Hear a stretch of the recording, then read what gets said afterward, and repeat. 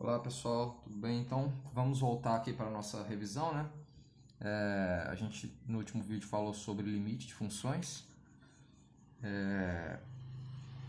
e aí eu dei uma definição bem formal, né, com epsilon e delta do que é o limite de uma função e agora a intenção aqui agora é falar de continuidade. Bem, quando você tem uma função aqui de um domínio de Rn em R, a gente diz que essa função aqui é contínua. E aí eu vou falar que ela é contínua em um ponto A contido no domínio aqui. Estou usando letra maiúscula para pontos de Rn aqui, tá? Então, a gente diz que ela é contínua num ponto do domínio. Então, isso aqui já, um ponto pertencente ao domínio, melhor dizendo, né? Isso aqui já tem uma restrição aqui, né? Quando comparado com a definição de limite, porque eu preciso que o ponto esteja no domínio da função, né? Lá no caso de limite, não. Eu falava do limite num determinado ponto e para isso só precisava que fosse possível calcular o limite no ponto. Aqui na videoaula eu não entrei nesse detalhe, mas nas aulas a gente falou, né? Precisava ser um ponto de acumulação, ou seja, precisava ser um ponto que eu era capaz de me aproximar arbitrariamente dele. Mas aqui, no caso de continuidade, eu preciso que o ponto de fato esteja no domínio, porque, como vocês vão ver aqui, eu preciso avaliar a função no ponto para falar de continuidade, né? Então, f é contínua em A se o limite, quando x tende a de f de x, né? Pensando em x aqui como uma n-upla e A como sendo uma n-upla também, né? Então, quando o limite de f de x é igual exatamente o f de A. Então, primeiro, tem várias coisas que precisam acontecer aqui nessa sequência que eu vou dizer, né? Primeiro, o limite da função tem que existir, né? Não faria sentido eu falar no ponto A. Não faria sentido eu falar que do limite da função sendo um determinado valor se esse limite não existe, né? Segundo, esse limite tem que ser esse ponto onde você está calculando o limite, ele tem que estar no domínio da função, como eu escrevi aqui. E terceiro, esse limite tem que ser exatamente o valor da função nesse ponto, né?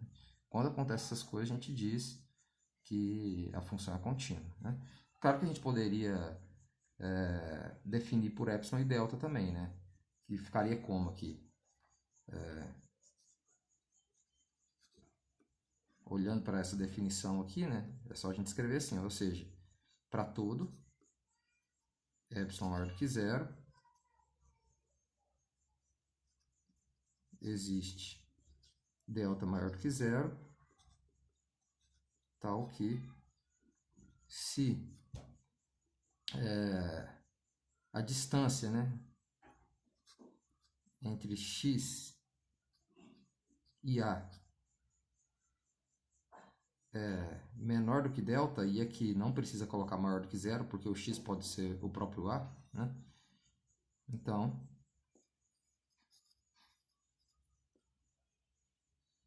a distância de f de x até quem que seria o meu L aqui nesse caso? O próprio f de A, né?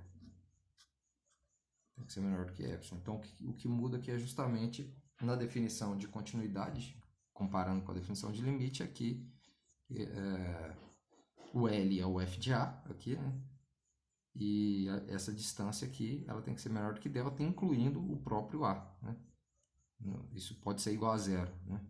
A distância é maior ou igual que zero, né? Então, não precisa ser uma distância maior do que zero, é maior ou igual que zero. Então, são duas, na verdade, são equivalentes nessas duas definições aqui, mas a gente acaba olhando mais, obviamente, para essa aqui, né?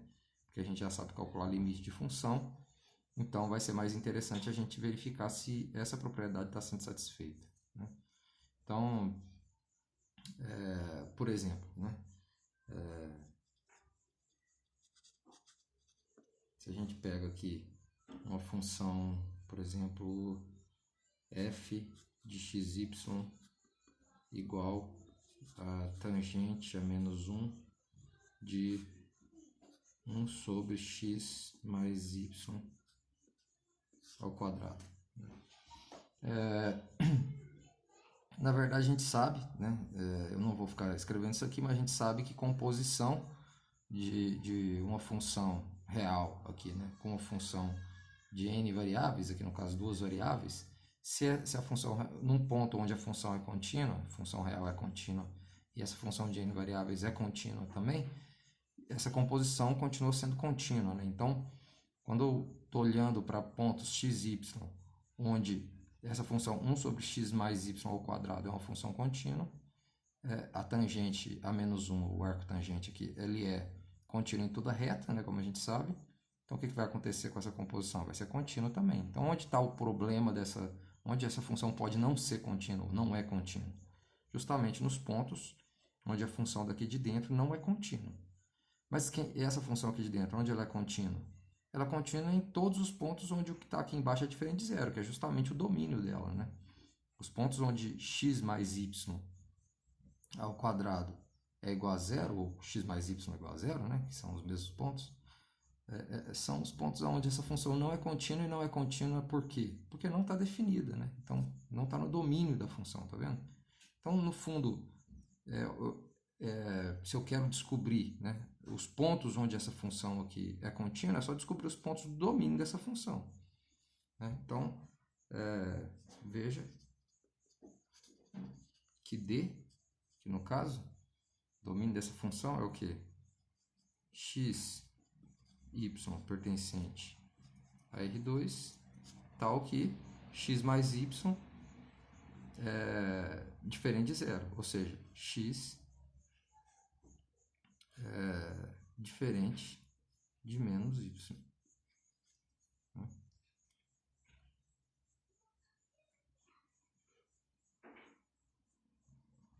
Então, a gente pode dizer o quê? F é contínuo em D, né? Por quê? Pois a tangente a menos 1 é contínua em R, né? Para todo real, essa função que a gente sabe que é contínua, né? E 1 sobre x mais y ao quadrado é contínuo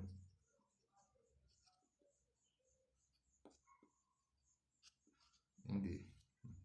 Então, por que eu comentei isso aqui, né? Que a tangente a menos 1 é contínua em R? Porque, claro, se eu olhar só para essa função aqui de dentro e observasse que ela é contínua em D, isso não é suficiente para garantir a continuidade da função toda. Por exemplo, se no lugar da tangente a menos 1 eu tivesse um ln, se bem que aqui ln não ia funcionar porque eu tenho um quadrado e ia dar sempre positivo, mas eu poderia ter uma função aqui fora que me dá uma restrição a mais, né? Além da restrição que a de dentro está dando, né?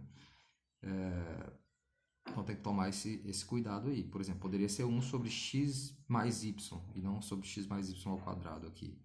Aí nesse caso, e aqui de fora um ln. Aí nesse caso o ln também ia gerar uma restrição, que é a restrição de que o que está aqui dentro precisa ser positivo. Então não ia ser exatamente o domínio dessa função de dentro, mas sim o domínio da composição nesse caso aí, né? Então tem que tomar só esse cuidado nesses exemplos mais simples assim, né? Se você quiser esboçar isso aqui, né? Muitas vezes a gente pede para esboçar esse domínio. Esse domínio aqui, ele vai ser o quê? Uma coisa assim, né? X igual a menos y, vai ser essa reta aqui, né? Esse aqui é x e aqui é y, né? Então, o domínio são todos os pontos do plano, exceto essa reta, né? Certo? Esse é o domínio, que é justamente os pontos onde a função é contínua, né? Beleza. Vou fazer agora um outro exemplo. Um exemplo que talvez vocês vão ter mais dificuldade. É um exercício do livro, na verdade, e talvez vocês podem ter um pouco mais de dificuldade nesse exercício aí. Por isso que eu resolvi fazer ele aqui com vocês, né? Então, na versão do livro que eu tenho aqui, ele é o exercício 44 dessa sessão aí de 14.2, né? Que é a sessão de exercícios sobre limite de continuidade. Então, esse exercício aqui está diz o seguinte, né? Você tem uma função aqui que ela é zero se é uma função de duas variáveis, x e y é zero se y é menor do que zero ou y é maior do que x à quarta, e 1 se y, aliás, se y é menor ou igual que zero ou y maior ou igual que x à quarta, e 1 se y é maior do que zero e menor do que x à quarta, né? Então, o primeiro exercício ele pede para mostrar, o primeiro item aqui, né, está pedindo para mostrar que o limite dessa função é sempre zero quando você aproxima x, y de 0, 0 por caminhos dessa forma aqui, né? Y igual a mx elevado a a com a entre 0 e 4. Não é exatamente isso o exercício, mas eu fiz uma pequena modificaçãozinha aqui nele. E por outro lado, apesar de f de xy convergir para zero por todos os caminhos dessa forma aqui, né? Ou seja, se você observar aqui, quando você pega 0, 0, esse item vai ser satisfeito. Então, a f de 0, 0 é 0. E f converge para 0, ou seja, está satisfazendo essa propriedade aqui, ó. O limite, quando x tende a de f de x é igual exatamente ao f de a, que é o f de 0, 0 aqui. Só que não vou mostrar no item A que isso acontece sempre. Eu vou mostrar que só acontece por caminhos assim, né? Então, tem que tomar esse cuidado, né? Porque você tem uma infinidade aqui. Então, aqui eu estou olhando para... Não só para retas, né? Quando eu pego A igual a 1 aqui, eu estou olhando para as retas que passam por 0, 0. Mas estou olhando, inclusive, para curvas de potência até a ordem menor do que 4, né? Digamos assim, né? Então, tem uma infinidade gigantesca aqui de curvas em que eu consigo garantir que o limite da função, nesse caso aqui, é zero, né? Mas ainda assim, a gente vai ver que essa função não é contínua, ou seja, o limite de f de xy, quando xy vai para 0, 0, não por curvas, mas de uma forma geral, nem sempre vai dar zero, que é o valor da função no ponto, né? Então, é um exercício interessante e mostra que é uma coisa que eu até comentei na aula passada, mas não cheguei a fazer um exemplo. Isso aqui vale como um exemplo para isso, né? Mostra que apesar de uma função ter um mesmo limite, digamos assim, ao longo de uma infinidade de caminhos, isso não quer dizer que o limite da função é aquele, né? Ainda assim pode existir um caminho que por onde a função vai para um outro valor, ou não converge, né? Ou diverge, né? Naquele caminho. Pode acontecer também. Então é um cuidado que você tem que tomar, né? E caso contrário, você pode cometer erros aqui, né? Nesse detalhe. Então vamos lá. Primeiro, o item A aí. Solução aqui, né? Se você... a gente está acostumado a fazer na aula assim, né? Claro que você poderia simplesmente substituir aqui no lugar de y, nessa expressão, o valor, esse valor aqui, mx elevado a a, né? Mas a gente está acostumado, eu vou usar essa notação aqui. Eu vou pegar o caminho alfa de t igual a... aqui x seria o próprio x, que eu vou chamar de t, né? E o y seria o m vezes x elevado a a. Seria uma coisa assim, m t elevado a a. Né? Então, esse é o caminho, né? Quando você olha para caminhos dessa forma, são caminhos assim, né? Desculpa, eu coloquei 2 aqui, a. Né? Tm mt elevado a a. Né? Então, quando a gente olha para a composição, o que significa x, y ir para 0, 0 ao longo desse caminho aqui, ou por esse caminho, né? Significa que eu estou compondo a minha f com alfa de t, né? E estou olhando o que está acontecendo quando t vai para 0, porque os caminhos que passam por 0, 0, aliás, isso aqui passa em 0, 0 quando t é igual a 0, quando t está convergindo para 0. Então, eu vou olhar essa composição, f de alfa t, né, que vai ser isso daqui, e depois eu vou olhar para o limite quando t vai para 0 dessa expressão aqui. Então, eu vou pegar aqui y menor ou igual que 0, y é a segunda coordenada aqui, então vai ser m t elevado a a menor ou igual que 0, ou m, desculpa que acabou cortando, t elevado a A maior ou igual que T elevado a 4, né? Isso aqui é 0, né? E 1 se M T elevado a A está entre 0 e T a quarta, né? Então essa é a função. Só reescrevendo ela aqui de um jeito melhor, vai ficar assim. 0, né? Se. Veja que, como eu estou pegando A aqui entre 0 e 4, eu posso dividir por T elevado...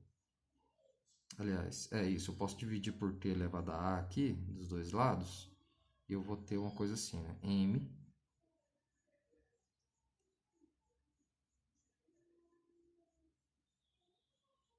desculpa, aqui fica igual, do jeito que está, né? mt elevado a A, né? Menor ou igual que 0, ou, esse aqui sim, né? Dividindo por T elevado a A, eu vou ter que M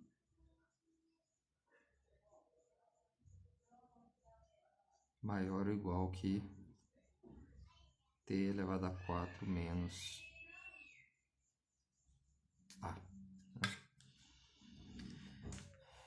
Claro que a gente poderia ter o problema aqui de A ser, por exemplo, um número ímpar, como por exemplo 3, né? Já que A está entre 0 e 4, A pode ser 3 e T pode ser um número, posso estar aproximando de 0 pela esquerda, né? Ou seja, por valores negativos, de modo que tem que tomar cuidado aqui. Se T é um número negativo e eu multiplico dos dois lados por um número negativo, vai inverter o valor da desigualdade aqui, né? Então ficaria nesse caso M ficaria M menor ou igual que T elevado a 4 menos A, nesse caso, né? Tem que tomar um certo cuidado aqui, mas depois a gente pode voltar nisso. Vamos, por enquanto, fazer a conta aqui formalmente. Então, o que seria 1 se 0 menor do que... Então, eu estou meio que desconsiderando que isso pode ser um número negativo e pensando que as desigualdades se mantêm. Depois a gente analisa separadamente o que acontece no caso de limite pela esquerda aqui, né? Então, seria M menor do que T elevado a 4 menos A. Então, o que acontece aqui com o limite quando T vai para 0 de f de alfa de T, né? Aqui eu vou ter que isso vai dar M menor ou igual que 0, porque, aliás, aqui vai dar, quando T vai para 0, é 0 menor ou igual que 0, ou M maior ou igual... Desculpa, aqui eu devia ter dividido por... eu poderia dividir isso aqui por T elevado a A, né? Já que eu não estou me preocupando com T igual a 0, ia ficar M menor ou igual que 0, ou M maior ou igual que 0, né? Então, deixa isso aqui sem o T. Podia dividir por T elevado a A dos dois lados, né? Porque eu estou só trabalhando com números positivos, que eu estou analisando o limite quando T vai para 0. Então, ficaria M menor ou igual que 0, ou M maior ou igual que 0. E aqui ia ficar essa não seria satisfeita, né? Porque quando T vai para 0, a gente teria aqui o caso 0, M maior que 0 e ao mesmo tempo menor do que 0. Isso não acontece, então não é 1. Aqui, e aqui seria M menor ou igual que 0 ou maior ou igual que 0. Isso necessariamente é verdadeiro se a gente está falando, claro, de M aqui, um número real, né? Então, o M ou vai ser menor igual que 0 ou maior ou igual que 0. Se tivesse acontecido aquela outra situação, estou analisando o T tendendo a 0 pela esquerda. Então, essa desigualdade ficaria invertida mas essa aqui também ficaria porque eu ia dividir por t elevado a a, né? Se eu estou analisando só números negativos, essa inverteria também, ia ficar m maior ou igual que zero, e essa m menor ou igual que zero. Então, sem perda de generalidade, a gente pode supor que estou calculando o limite só pela direita. De qualquer modo, nos dois casos, isso ia dar zero, né? Porque a gente ia ter justamente essa situação aqui, né? Deixa eu até escrever isso aqui para ficar mais claro, né? Ia ficar assim. Se, de qualquer modo, ia ficar m maior ou igual que zero, ou m menor ou igual que zero, e m maior que zero e menor do que zero. É claro que isso aqui nunca acontece, né? Porque m ele não pode ser maior e menor que zero ao mesmo tempo. Então, é essa aqui que está acontecendo. Ou seja, isso aqui é igual a zero. Então, ao longo de qualquer curva desse jeito aí, dessa forma aqui, esse limite aqui é sempre zero, né? E o item B pede para mostrar que não é, apesar disso, f não é contínuo. O que a gente pode fazer para mostrar que f não é contínuo? Basta a gente encontrar um caminho de modo que por esse caminho o limite ou não existe, né? Ou dá algo diferente de zero, né? Porque a gente já viu que por vários caminhos está dando zero. Então, no fundo, a gente vai estar mostrando o quê? Que o limite sequer existe nesse ponto. Então, por isso que ela não é contínua. Porque para ela ser contínua, como a gente comentou, primeiro o limite tem que existir, né? E segundo, o limite tem que ser igual ao próprio valor da função no ponto. Então, se a gente pegar o caminho que beta de t igual a t, é de se esperar, né? Foi a primeira tentativa que eu fiz e deu certo. É de se esperar que quando você pega uma potência maior do que 4, isso não vai funcionar. Então, eu vou pegar m igual a 1 e a igual a 5. T elevado a 5 aqui, por exemplo, né? Então, quem que seria f de beta de t aqui? Vai ser 0 se... aí você tem que olhar para cá, né? T a quinta menor ou igual que zero, ou t a quinta maior ou igual que t a quarta, e 1 se 0 menor ou igual que t a quinta menor do que t a quarta, né? Então, vamos reescrever isso aqui. Olha, deixa eu pensar se já dá para argumentar por aqui. Eu acho que a gente pode reescrever assim: 0 se, dividindo aqui por t a quinta, né? Então vai ficar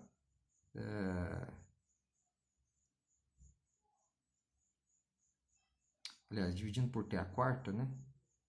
Vai ficar t, quando que t a quinta é menor ou igual que zero, melhor dizendo, né?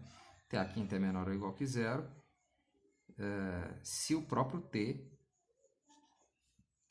é menor do que zero, né? Ou aqui posso colocar assim: t é maior ou igual que 1, né? Dividindo por t a quarta aqui, certo? E 1 se 0 é menor ou igual que t menor do que 1. Né? Então, a gente tem essa situação aqui, né? Fora do intervalo. Desculpa, aqui eu coloquei menor ou igual, mas é menor, né? Aqui é menor ou igual. Está invertido aqui isso. Né? Então, fora do intervalo aberto 0, 1, é 0 isso. Né? E dentro do intervalo 0, 1, né? Isso aqui é 1. Então, quando eu calculo o limite, quando t tende a 0 pela direita de f de beta de t, isso vai ser o quê? Pela direita a gente tem que olhar essa expressão aqui, né? Que é constante igual a 1, né? Para valores pequenos de t, então vai ser 1, né? E o limite quando t tende a 0 pela esquerda de f de beta de t Aí a gente tem que olhar para essa expressão, que é o caso t menor do que zero, que vai ser igual a zero. Né? Então, esse limite ao longo dessa curva beta de t sequer existe, né? Quando t tende a zero, isso é, quando o xy está indo para 0, 0 por essa curva aqui, né? T a quinta. Ele sequer existe porque quando você olha pela direita e pela esquerda, o limite dessa função real, isso vai dar valores diferentes, né? Só um detalhe aqui, tem que tomar aquele cuidado também, né? Porque se você está com valores, aqui nesse caso é ímpar a potência, então quando você está com valores negativos, né? Imagina valores de t negativo, né? Então t elevado à quinta menor ou igual que zero, quando você divide... Ah, não, é t a quarta, aqui eu estou dividindo por t a quarta, então não vai ter problema, né? Só tem que prestar atenção nisso, porque poderia ter problema se você estivesse dividindo por um número que poderia ser negativo, isso poderia inverter as desigualdades. Mas aqui no caso não tem problema, que eu estou dividindo por t a quarta, tanto a expressão de cima como a de baixo, de modo que os sinais aqui, essas desigualdades não invertem. Tá? Então, prestem atenção nesse detalhe aí também, é algo que a gente tem que tomar cuidado, que foi aquela observação que eu fiz aqui em cima, mas a gente acabou vendo que isso não altera o limite aqui no final, no caso dessas curvas assim, né? Entretanto, aqui a gente teria que tomar cuidado, por exemplo, se você fizesse as contas, se bem que eu estou sempre dividindo por t a quarta, né? Nesse caso aqui. Então, poderia ser até uma potência maior do que 5 aqui, não tem problema, eu ia dividir do mesmo modo por t a quarta e no fim não ia gerar problema algum. Então é isso, pessoal, aqui deu para relembrar um pouco, né? Resolver esse exercício aí, que provavelmente vocês teriam um pouco mais de dificuldade, né, do que os outros parecem mais simples aí, os outros exercícios do livro, mas tentem fazer isso aí, prestem atenção nessas sutilezas, nesses detalhes que a gente tem aqui no cálculo 2, que como esse aqui, né, que a gente acabou de discutir, de que uma função ela pode ter o limite da função pode ser o mesmo ao longo de uma infinidade de caminhos, mas pode ser que ainda assim você encontre algum caminho que o limite dê diferente. Aqui no caso não existiu o limite ao longo desse caminho, porque quando você olha aproximando pelos dois lados aqui por esse caminho, isso acaba dando valores diferentes, né? Então, pode acontecer isso aqui no caso do cálculo 2, então não se enganem pensando que porque você fez, sei lá, por todas as retas que passam por um ponto, ou por todas as curvas com alguma cara específica que passa por algum ponto, isso não quer dizer que você provou que o limite existe, tá? Para provar que o limite existe, você precisa ou fazer pela definição, né? Ou usar aquela estratégia que a gente ensinou de fazer aquela mudança de coordenadas para coordenadas polares, mas tem que estar dentro das hipóteses da nossa proposição. Tá? Dá para usar também o teorema do confronto, quando você consegue observar que uma das funções que a sua função, que você está querendo calcular o limite, é um produto de algo que está indo para zero com outra coisa que está limitada, também dá para fazer isso aí, né? Que no fundo é usar o teorema do confronto, né? Enfim, é isso aí, né? E bons estudos aí, até mais.